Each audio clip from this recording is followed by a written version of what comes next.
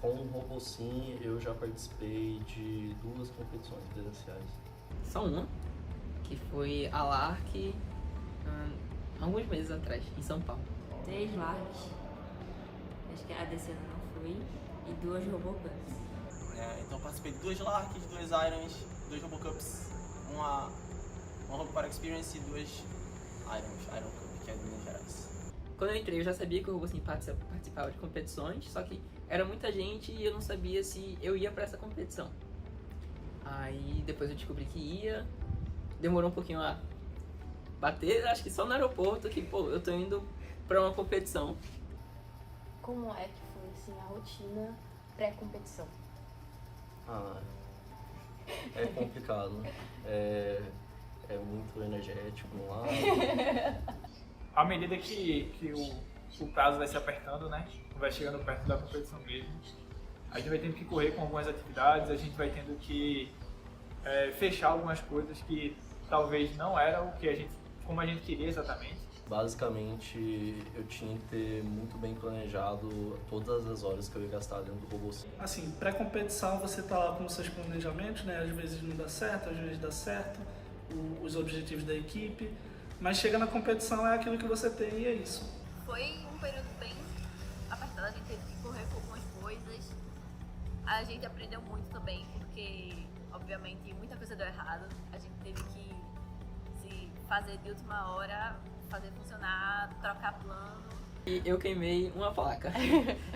Das 6 placas que a gente tinha para os robôs, precisava 3 em campo jogando e não dá para ir para competição só com 3 placas. Então o ideal era ter 6, deu problema lá, a gente só troca.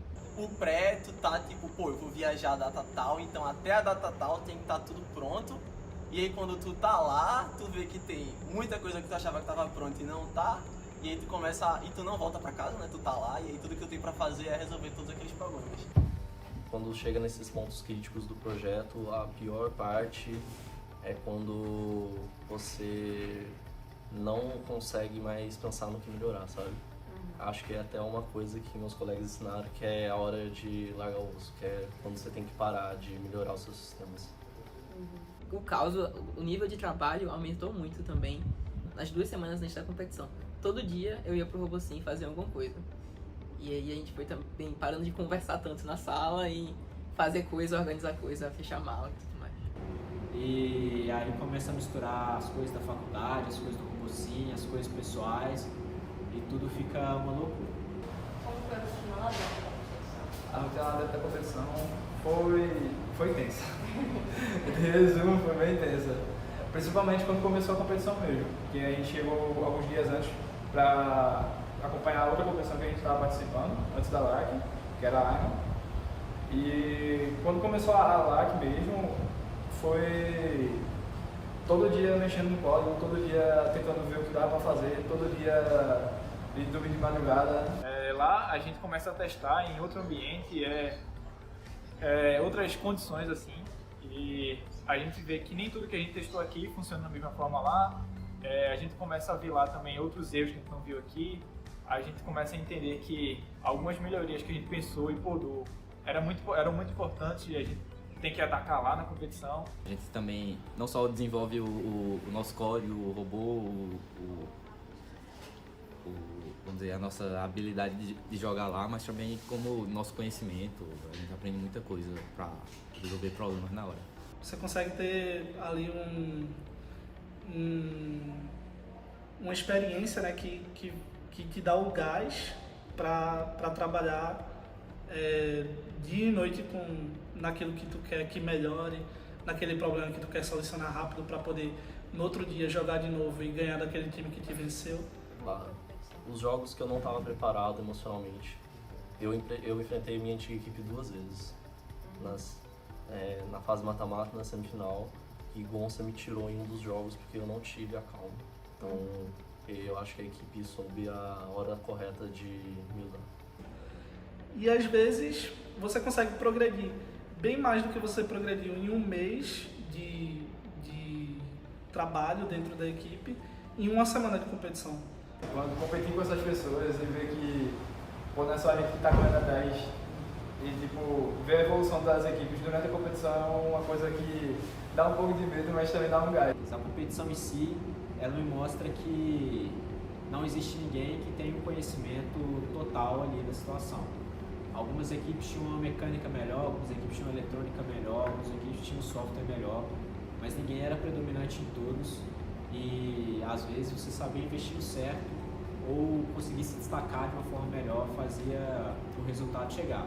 Eu acho que a competição ela me mostrou muito isso, que a robótica ela não é concentrada em um só local, ela é bem espalhada e existem várias formas de você abordar o mesmo problema. Como foi, assim, tu acha que o Thiago voltou pós-competição? Campeão, né? O melhor. Campeão? Não, mas eu voltei muito feliz, satisfeito com o que a gente conseguiu fazer e mais experiente, mais conheci outro estado, né? Conversei com pessoas de vários outros estados, troquei muita experiência. Então, assim, eu voltei uma pessoa mais completa. Depois da competição, é um cara que, pô, ele quer simplesmente ser o melhor na próxima de novo. E chegar na RoboCup, que é uma que a gente ainda tá longe de estar entre os melhores, e conseguir ser melhor ainda do que a gente foi no passado. Acho que ajudou bastante a, primeiro, incentivar. Porque alguns projetos que a gente, por exemplo, a gente já tinha pensado em fazer alguma coisa e achou, não vai dar certo. E viu que eles ou estava dando certo aquilo que a gente pensou, ou estava no caminho. E aí deu um incentivo da gente fazer, poxa, aquele projeto que a gente pensou, a gente consegue fazer. E aí planeja e está nos planos da gente executar isso. E pós-competição é o momento que eu quero passar tudo para frente, o que eu aprendi, as minhas linhas de raciocínio, como que eu penso e desenvolvo sistemas robóticos em baixo nível. E eu acredito que passar isso para frente é a tarefa mais importante quando você está trabalhando nessa área acadêmica. Acho que eu voltei com uma força de vontade e uma vontade de vencer muito maior do que eu tinha antes. Então, se a gente conseguir desenvolver tanto ao ponto de ser campeão, de jogar bem contra equipes muito boas, então, tipo, isso alimenta a nossa vontade de querer ser ainda melhor, de querer melhorar ainda mais nosso software, de querer melhorar ainda mais nosso robô, nossa mecânica, nossa eletrônica. Foi estressante, mas foi muito da hora também, porque era tipo a gente chegava lá, botava pra ver o jogo e via funcionando o que a gente tava tentando, via as melhorias, tanto do que a gente fez quanto do que o pessoal fez aqui.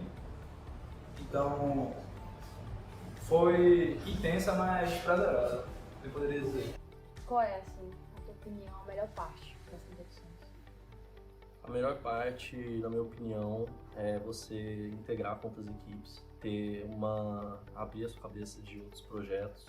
Essa seria a melhor parte, eu acho, para a equipe, na minha opinião.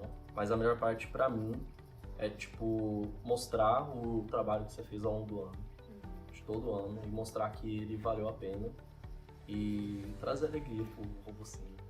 Eu acho que o engajamento com a equipe, pra mim, com a minha própria equipe, assim, da minha categoria, sabe? Assim, posso falar do Robocinho como um todo, o engajamento do Robocinho, pelo menos o meu, com a equipe Robocinho, né? Com a nossa equipe. Cresceu bastante, mas em particular, dentro da minha categoria, todo mundo, se tinha alguma barreira ali que pudesse ser quebrada, ela foi quebrada na competição, sabe? Acho que quando todo mundo se junta para resolver um problema que, se não resolver, não tem jogo.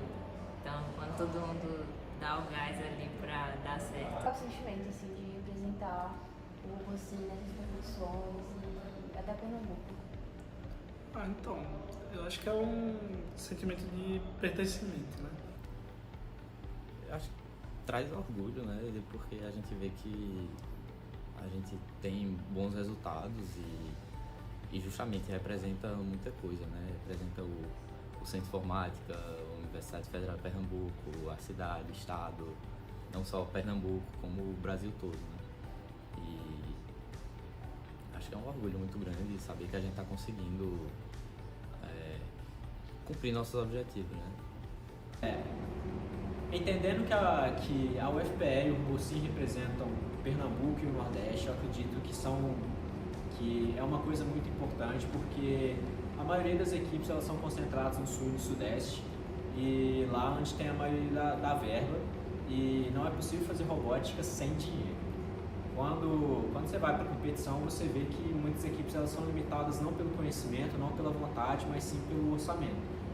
E aí, quando você é uma faculdade do Nordeste, onde todo mundo espera menos de você, você chega lá e ganha tudo, isso dá um gosto especial.